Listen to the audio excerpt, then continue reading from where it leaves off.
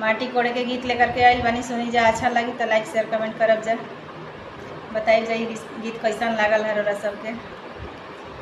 पहिरी के पियर साड़ी हाथ में कुदारी हो, माटी कोड़े चलल बाड़ी बाबा के दुलारी हो, माटी कोड़े चलल बाड़ी बाबा के दुलारी हो।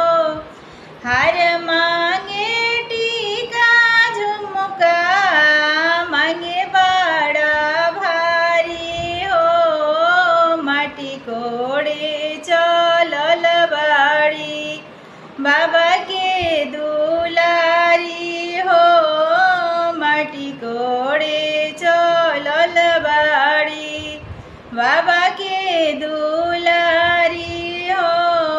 पहिरी के पियर साड़ी हाथे ले कुदारी हो, माटी कोड़े चलल बाड़ी बाबा के दुलारी हो, माटी कोड़े चलल बाड़ी पापा के दुलारी